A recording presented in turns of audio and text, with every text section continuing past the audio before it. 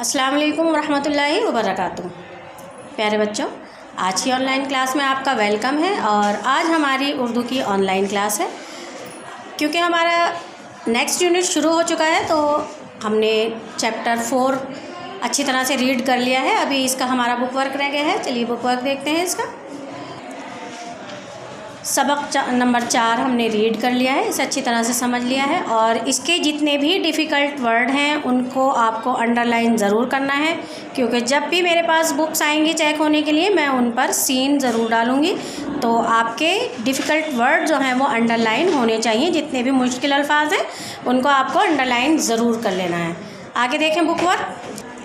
तो सबसे पहले हम देखते हैं खाली जगहों को सही अल्फाज से भरिए। जितनी भी आपको खाली जगह इसमें दिखाई दे रही हैं उनको जो सही अल्फाज आने हैं उनको हमें उन अल्फाज से पुर करना है, यानी कि फिल कर देना है, भर देना है। सबसे पहला है सूरज बहुत सवेरे पूरब की तरफ आसमान की एक डैश से झांका। अब डैश में क्या आ जाएगा? डैश में आ जाएगा खिड़की। जो आपने देखा है, आपने पढ़ा भी है सबक में, क्या आया था कि सूरज आसमान की खिड़की से झांका, यही पढ़ा था ना। तो यहाँ पर आ जाएगा खिड़की। नंबर 2, अब्बा ये सूरज पश्चिम में जाकर सोता है पर जागता है पूरब में। अब जो ये डैश है इसमें क्या आ जाएगा? जागता। ठीक है, क्योंकि आपने यही पढ़ा था उसमें, तो आपको यहाँ क्या फिल कर देना है? जागता। नंबर 3, बढ़ते बढ़ते डैश को हमारे सर पर आ जाता है। क्या? दोपहर को। यानी आपने देखा होगा कि जब तेज़ गर्मी होती है और दोपहर हो जाती है तो सूरज कहाँ होता है? सूरज सीधा हमारे सर के ऊपर होता है, यानी कि ना इधर की साइड होता है ना नीचे की साइड, बिल्कुल बीचों बीच होता है। तो यहाँ दोपहर में हमारे सर पर आ जाता है। नंबर 4, नजमा भी उसे देख देख कर डैश बजा रही थी। अब नजमा जब उसकी तरफ मुँह करके खड़ी हुई थी तो उसको देखकर खुश भी हो रही थी और उसे देख देख कर क्या कर रही थी? तालियां बजा रही थी। तो यहाँ आपको क्या फिल करना है? यहाँ फिल कर देना है आपको तालियां। तो यहाँ हमारा क्वेश्चन नंबर 3 कंप्लीट हुआ। क्वेश्चन नंबर 4 देखें। जमा बनाइए। अब जमा इसमें जगह नहीं दी हुई है लेकिन हम यहाँ लिख सकते हैं। तो सबसे पहले आपको क्या करना है? आप इस तरह से ऐसे ऐसे लाइन्स जो है खींच लीजिए। जब आप लाइन खींच लेंगे तो आप इजीली इसको फिल कर लेंगे और आसानी से यहाँ आपकी ये जमा बन जाएगी। समत का क्या होता है? समतें। इसे समतें भी बोलते हैं, सिमतें भी बोलते हैं। खिड़की, खिड़की का बन जाएगा खिड़कियाँ। लड़का, ये हो जाएगा लड़के। चार, चार से बनाएंगे हम चारों। शुभ, सुबहों। शाम, शामों।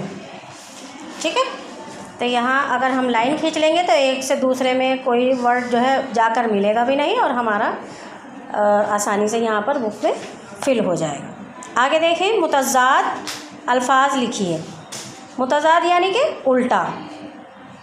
अम्मी, अम्मी का क्या हो जाएगा? अब्बा। इस तरह से आपको लिख लेना है। और सूरज, सूरज का होगा आपका चांद। इधर, उधर। धूप, छाँव।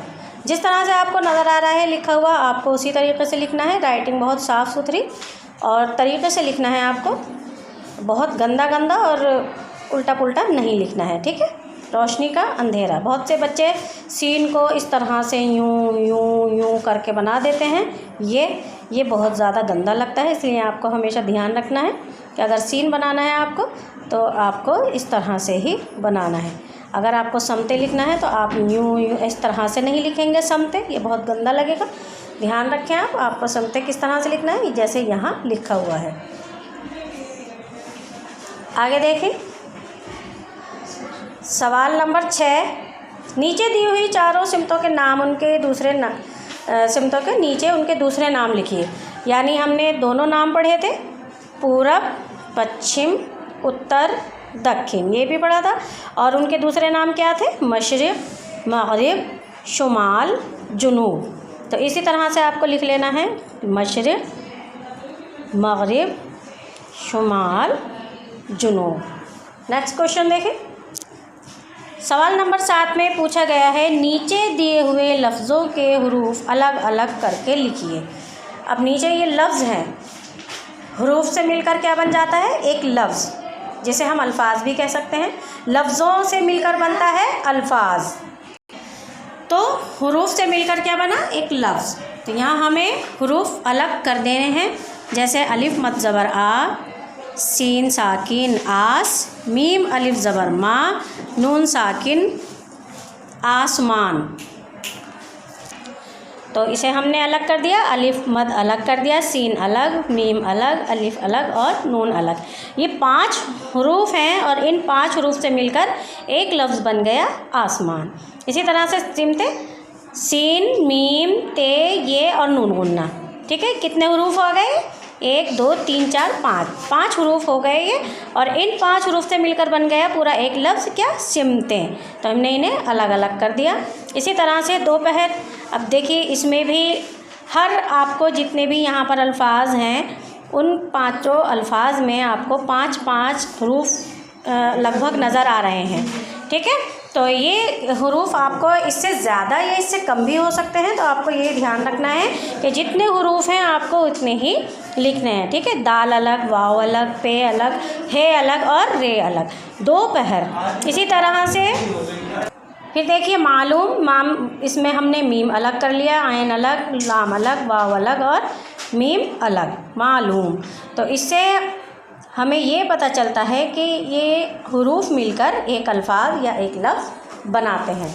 आगे देखेंगे सवाल नंबर 8 में नीचे दिए हुए खाके में एक सिमत लिख दी गई है, आप बाकी तीनों सिमतें सही जगह लिखिए। अब देखिए ये तो आपको मालूम ही है कि उत्तर के सामने क्या होता है? दक्षिण। तो इसी तरह से पूरब के सामने क्या होगा? पश्चिम होगा। तो हम यहाँ लिख लेंगे, उत्तर के सामने दक्षिण लिख लेंगे, तो हमें अच्छी तरह से पता चल जाएगा कि अभी हमारी पूरब और पश्चिम बाकी हैं। तो इस तरह से यहाँ हम पूरब और पश्चिम लिख लेंगे। नंबर 9 है सूरज के बारे में 4 जुमले लिखिए। यानी हमें सूरज के बारे में बहुत कुछ मालूम है, लेकिन हम उसके बारे में कम से कम 4 जुमले तो लिख ही सकते हैं। तो जो नॉर्मली हमें मालूम है सूरज के बारे में वो तो हम लिख ही सकते हैं, जैसे सूरज बहुत गर्म होता है ना? सूरज बहुत गर्म होता है। इससे अलावा इससे क्या मिलता है? इससे रोशनी मिलती है, इससे गर्मी मिलती है, ये पूरब से निकलता और पश्चिम में डूबता है। तो ये वो कॉमन बातें हैं जो हमें अक्सर मालूम होती हैं, तो ये बातें तो हम लिख ही सकते हैं। नंबर 10 में हमसे कहा क्या? अमली काम। अमल का मतलब होता है करना। अमल का मतलब होता है काम का करना, यानी जो अब हमें करना है वो कौन सा काम है? यानी इसे हम इंग्लिश में कहेंगे एक्टिविटी। क्या कहेंगे हम इसे कहेंगे एक्टिविटी। और अगर हिंदी में पहुँचे तो क्रियाकलाप। देखिए मैं आपको तीनों लैंग्वेज में बताती हुई चलती हूँ, इसलिए आपको मालूम होना चाहिए। नंबर 1 खुले मैदान में जाइए। तो आपको क्या करना है? खुले मैदान में जाना है। सूरज की तरफ मुँह करके खड़े हो जाइए, ये लिखा हुआ है। तो सूरज की तरफ मुँह करके खड़े हो जाना है और एक दूसरे से सिमतें मालूम करके उन्हें याद कीजिए। यानी आप अपने फ्रेंड्स के साथ जाइए, सूरज की तरफ मुँह करके खड़े हो जाइए और एक दूसरे से सिमतें मालूम कीजिए और उनको याद कीजिए। अब देखिए एक और बात कही गई है क्या? खबरदार सूरज से आंखें ना मिलाना, आंखें ख़राब हो जाएंगी। बहुत से बच्चे क्या करते हैं? सूरज की तरफ देखने की कोशिश करते हैं और सोचते हैं कि हम इसको देख लें। तो बेटा ऐसा आपको कभी भी नहीं करना है, क्योंकि इसकी रोशनी बहुत तेज़ होती है और इससे क्या हो सकता है? इससे आपकी आंखें ख़राब हो सकती हैं। तो कभी भी सूरज की तरफ हमें ज़्यादा गौर से नहीं देखना चाहिए। बाकी इसके अलावा सूरज की गर्मी से बहुत फ़ायदे हैं, सूरज की रोशनी से बहुत फ़ायदे हैं, ये तो आपको मालूम ही है। जैसे जैसे आप आगे क्लास में बढ़ते चले जाएंगे तो आपको साइंस में इन सब के बारे में बहुत कुछ मालूमात हासिल होगी। तो चलिए आज की हमारी क्लास यहीं ओवर होती है। हमारी इंशाल्लाह नेक्स्ट क्लास में मुलाकात होगी। तब तक के लिए आप दिल लगाकर पढ़िए और काम को साफ़ सुथरी हैंड राइटिंग में कीजिए। अल्लाह हाफ़िज़, अस्सलाम वालेकुम।